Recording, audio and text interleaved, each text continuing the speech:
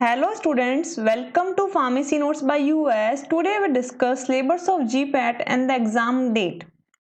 तो जी हाँ, जीपेट जो एग्ज़ाम हर साल इस समय होता है उसकी एग्ज़ाम डेट्स हैं जो आ गई है। तो अपन आज जो डिस्कस करने वाले हैं वो अपन डिस्कस करेंगे कि सिलेबस ऑफ जीपेट क्या है 2021 के लिए, तारीख क्या रहेगी एग्ज़ाम की यानी कि डेट ऑफ एग्जामिनेशन क्या है, आपको किस तरीके से तैयारी करनी है, how to prepare and most important topics for the exam. यानी कि अगर ऑब्वियस है बहुत कम समय बचा है तो कौन कौन से इंपॉर्टेंट टॉपिक्स हैं जो कि एग्जाम को क्वालिफाई करने के लिए आपको ज़रूरी हैं। देन पैटर्न ऑफ एग्जाम, किस तरीके से एग्जाम का पैटर्न रहेगा। तो चलो शुरू करते हैं। सबसे पहले बात बता दूं कि ये एग्जाम काफी सालों से एनटीए है जो कि कंडक्ट करवा रही है। एनटीए यानी कि जो नेशनल टेस्टिंग एजेंसी है वो मोड ऑफ एग्जाम आपका ऑनलाइन रहेगा। एग्जाम 3 घंटे रहेगा। 125 क्वेश्चंस आपको इसमें देखने को मिलेंगे। हर एक क्वेश्चन 4 मार्क्स का होगा यानी कि टोटल नंबर हो गए आपके 500। नेगेटिव मार्किंग भी रहेगी यानी कि सही हुआ तो +4 और गलत हुआ तो उसी सही में से 1 नंबर माइनस भी आपका हो जाएगा।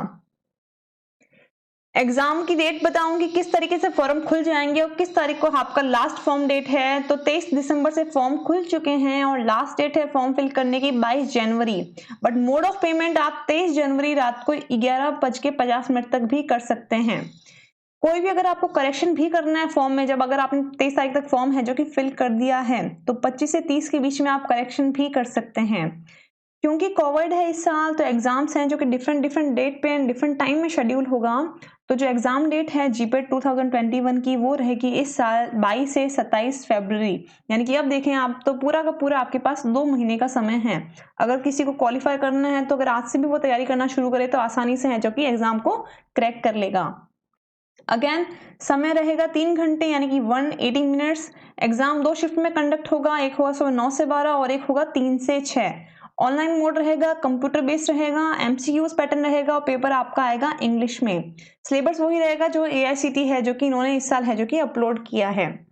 पेमेंट बताएं तो मेल की पेमेंट रहेगी 2000 रुपए अगर जनरल है तो, एंड फीमेल की एंड बाकी सबकी ओबीसी मेल्स की, ट्रांसजेंडर्स की, एसटी एससी की सबकी रहेगी 1000 रुपीज। अब अपन 1 बाय 1 मैं सिलेबस आपसे डिस्कस करती हूँ और सिलेबस के अंदर मैं आपको साथ साथ ये भी बताती चलूंगी कि कौन से टॉपिक के अंदर क्या आपका इंपॉर्टेंट है, किस तरीके से आपको पढ़ना है। प्लस अगर आपको डिटेल जाननी है कि भाई पर्टिकुलर को टॉपिक है इसके अंदर मुझे क्या क्या पढ़ना है तो नीचे मैं डिस्क्रिप्शन बॉक्स के अंदर लिंक शेयर कर दूंगी। वहां से आप इंडिविजुअल टॉपिक के अंदर डिटेल्ड आपको कितना कितना पढ़ना होगा वो भी आप पता लगा सकते हैं। साथ ही एमसीक्यूज की भी मैं नीचे लिंक शेयर कर दूंगी यानी कि अगर आपको सब्जेक्ट वाइज एमसीक्यूज भी देखने हैं तो वो भी नीचे आपको डिस्क्रिप्शन बॉक्स में लिंक्स मिल जाएंगी। And for more update please subscribe and press the bell icon. अब सबसे पहले मैं इंपॉर्टेंट सब्जेक्ट की बात करती हूँ, फार्माकोलॉजी। फार्माकोलॉजी बहुत ही वाइड सब्जेक्ट है, आपका पूरा का पूरा बी फार्म में आपने जितना भी पढ़ा है वो सब जीपेट में आता है। तो अगर मैं बात करूँ फार्माकोलॉजी की तो बहुत ही बड़ा सिलेबस है, बट स्टिल अपने को उसके अंदर पढ़ना क्या क्या चाहिए। तो जनरल फार्माकोलॉजी भी आती है, स्पेसिफिक सिस्टम्स के बारे में भी पूछा जाता है, इम्यूनो फार्माकोलॉजी भी है, क्रोनो फार्माकोलॉजी भी है, ऑटोकोर्स भी है, कीमोथेरेपी है, विटामिन हैं। अपन को कितना पढ़ना होगा एग्जाम को क्रैक करने के लिए। तो अभी तक की अगर मैं आपको बात करूं कि जीपेट में किस तरीके से हैं जो कि क्वेश्चंस पूछे जाते हैं तो फार्माकोलॉजी में मैं आपको ये कहूंगी कि सबसे ज्यादा तो आप क्लासिफिकेशन पे जोर दीजिएगा। जितने भी क्लासिफिकेशंस हैं वो सारे के सारे आप याद करने की कोशिश कीजिए क्योंकि क्लासिफिकेशन से सीधे के सीधे क्वेश्चंस हैं जो कि उठकर आते हैं। उसके अलावा काइनेटिक्स अगर कोई स्पेसिफिक है तो, कॉन्ट्रा इंडिकेशन अगर कोई स्पेसिफिक है तो, साइड इफेक्ट अगर कोई स्पेसिफिक है तो, कभी कभार किसी ड्रग की मैकेनिज्म भी पूछ ली जाती है तो मैकेनिज्म भी जो ओवरऑल मैकेनिज्म है वो आपको इनकी पता होनी चाहिए। फिर बात करते हैं फिजिकल फार्मेसी की। फिजिकल फार्मेसी कह दो, फिजिकल केमिस्ट्री कर दो, एक ही बात है। Like refractive index, solution, kinetics, colligative properties, solubility, buffer, viscosity, surface tension, dispersion, complexation and micromeritics. इनमें से सीधे के सीधे क्वेश्चन हैं जो कि पूछे जाते हैं। और अगेन दिस इज नॉट, आपको इतना डिटेल में इनको पढ़ने की जरूरत नहीं है। अगर सीधे के सीधे अगर आप एमसीक्यू सॉल्व करें, वो भी एमसीक्यूज के अंदर न्यूमेरिकल्स आपको इसमें सबसे ज्यादा देखने को मिल सकते हैं जिसमें buffer, solubility, viscosity, surface tension, complexation and micromeritics are most important topics. इनके अंदर आप पूरी की पूरी कोशिश कीजिएगा कि जितने भी अवेलेबल एमसीक्यूज हैं आप वो देख सकें। प्लस न्यूमेरिकल्स भी इसके अंदर से बहुत ज्यादा पूछे जाते हैं। तो वो भी लिंक है जो कि मैं नीचे डिस्क्रिप्शन बॉक्स में डाल दूंगी। आप आसानी से वहां पे जाके अपने जो क्वेश्चंस हैं, न्यूमेरिकल्स हैं, उसको अंडरस्टैंड कर सकते हैं। ऑर्गेनिक केमिस्ट्री की बात करें तो ऑर्गेनिक केमिस्ट्री में मोस्टली हैं जो कि क्वेश्चंस इस तरीके से पूछे जाते हैं कि आपको 4 स्ट्रक्चर्स दे दी। अब 4 स्ट्रक्चर्स में से सही स्ट्रक्चर कौन सी है, या फिर कोई इक्वेशन या कोई रिएक्शन है उसका नाम आपको पता होना चाहिए कि भाई इसको कैनिज़ारो रिएक्शन बोलते हैं, इसको ये वाली रिएक्शन बोलते हैं। तो इस तरीके के क्वेश्चंस भी इसमें से ज्यादा पूछे जाते हैं। बेसिक स्टीरियोकेमिस्ट्री भी आपको है जो कि पता होनी चाहिए, लाइक किसका आईयूपी की नेम क्या है। तो इसके अंदर से मोस्टली आपको इसी तरीके के हैं जो कि क्वेश्चंस देखने को मिलेंगे। सिलेबस की बात की है तो डिटेल्ड सिलेबस है जो कि मैं नीचे डिस्क्रिप्शन बॉक्स में डाल दूंगी, आप वहां से देख लीजिएगा। डिस्पेंसिंग इन हॉस्पिटल्स के अंदर बात करें तो सबसे ज्यादा इसके अंदर पूछा जाता है आपको मेथोडोलॉजी एंड मैट्रिक्स, कि जिसका भी कोई लैटिन टर्म दे दिया, लैटिन टर्म्स का आपको पूछ लिया किसका मतलब क्या होता है, या फिर आपको पोस्टोलॉजी के अंदर डोज कैलकुलेशन के लिए पूछ लिया, कोई एडवर्स ड्रग रिएक्शन पूछ ली। इस तरीके के क्वेश्चंस हैं जो ज्यादा से ज्यादा आपको पूछे जाएंगे। साथ ही साथ कोई भी फॉर्मूले को प्रिपेयर करना, यानी कि कोई डाइल्यूशन फॉर्मूले पूछ लिया, कोई एस्ट्रोनिक सॉल्यूशन को कैलकुलेट करना पूछ लिया, एलिगेशंस मेथड पूछ लिए। इस तरीके के क्वेश्चंस हैं जो कि सबसे ज्यादा डिस्पेंसिंग में पूछे जाते हैं। फार्मास्यूटिकल केमिस्ट्री में मोस्टली हैं जो कि सीधा का सीधा आपको केमिकल कंपाउंड देते हुए उसका यूज पूछ लिया जाएगा, या फिर कोई टेस्ट पूछ लिया, कोई थेरापेटिक यूज पूछ लिया, या फिर किसी लिमिट टेस्ट के बारे में आपको सीधा का सीधा पूछ सकते हैं। ज्यादा से ज्यादा इसके अंदर भी सीधे के सीधे क्वेश्चन उठ के आते हैं, तो इसके भी अगर आपको एमसीक्यूज देखने को मिले तो आप डायरेक्ट वो ही कर लीजिएगा। मोस्टली अगर आप बात करें तो जीपेट में जैसे कि मैंने आपको बताया कि 500 मार्क्स का है जो कि ये पेपर है, राइट।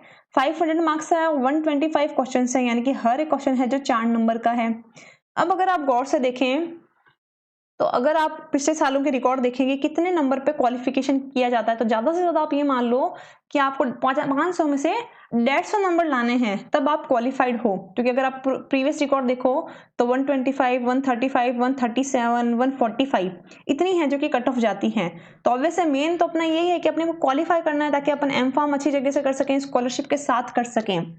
तो क्वालिफिकेशन के लिए आपको कितना पढ़ना जरूरी है, समय कम है, इतना आप नहीं पढ़ सकते, तो कितना मैं पढ़ लूं कि मैं क्वालिफाई हो जाऊं। तो ऑब्वियस है कम से कम आपको 40 से 50 क्वेश्चंस हैं जो सही करने होंगे।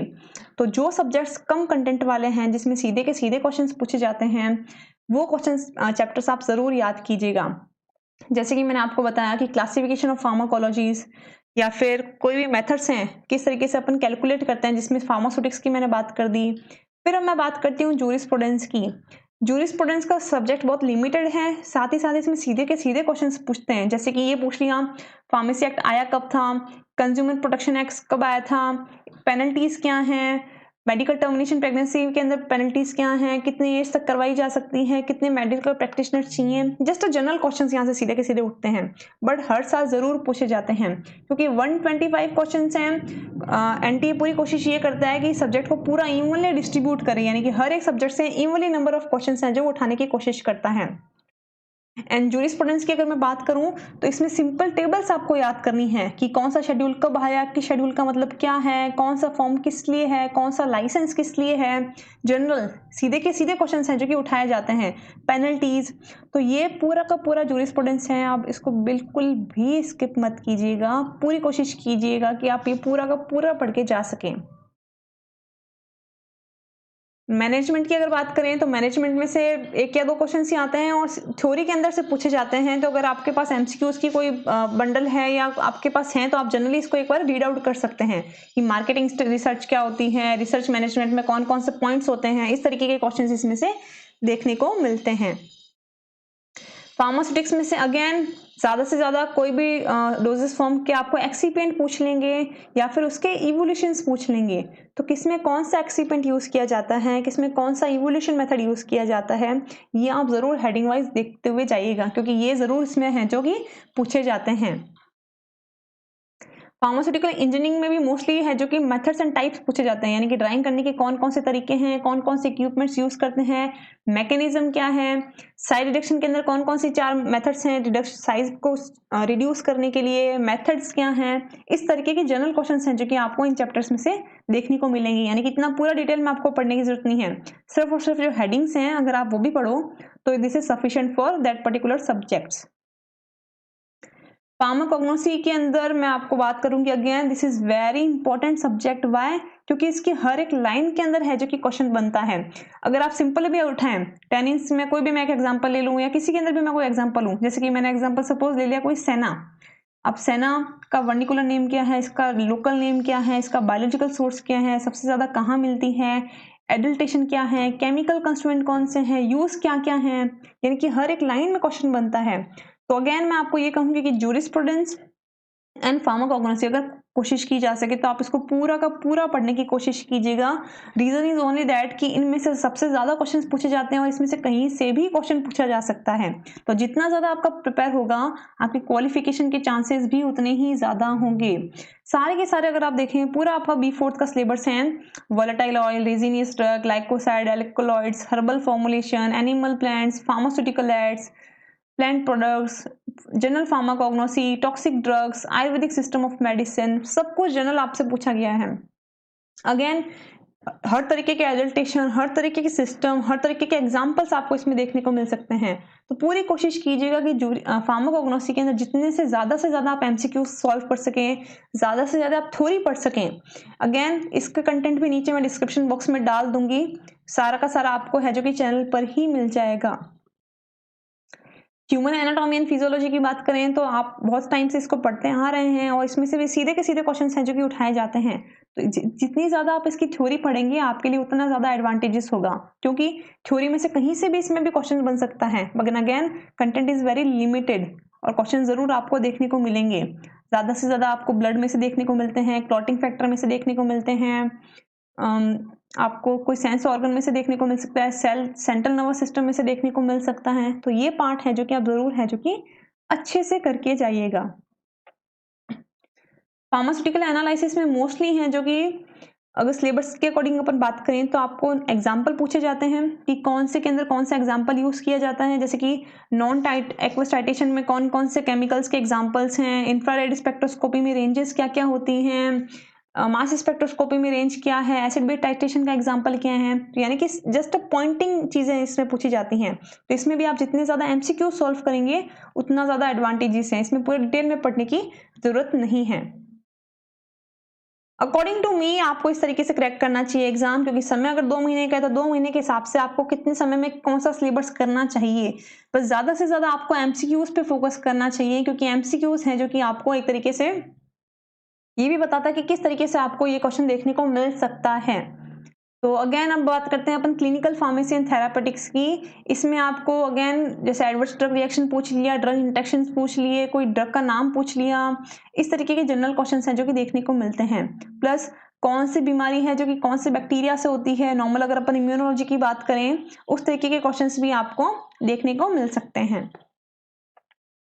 बायोकेमिस्ट्री में से भी जनरल क्वेश्चन सीधे के सीधे उठते हैं, कौन से विटामिन से कौन सी डेफिशिएंसी होती है, कार्बोहाइड्रेट के जनरल टेस्ट पूछ लिए, मोनोसैकेराइड्स के एग्जांपल पूछ लिए, डाइसैकेराइड्स के एग्जांपल पूछ लिए। तो इसमें भी ज्यादा से ज्यादा एमसीक्यूज अगर आप सॉल्व करेंगे, ज्यादा से ज्यादा थ्योरी अगर आप पढ़ेंगे तो it is very advantages to you. Biopharmaceutics में से सबसे ज्यादा क्वेश्चंस आते हैं काइनेटिक्स में से। काइनेटिक्स में 0 order, first order, second order, इनकी रिएक्शंस क्या क्या हैं, फॉर्मूलाज क्या हैं और कोई न्यूमेरिकल्स हैं तो वो भी आप जरूर देख के जाइएगा, क्योंकि जरूर एक क्वेश्चन आपको इनमें से देखने को मिलेगा। काइनेटिक्स में से हर साल क्वेश्चंस देखने को मिलते हैं।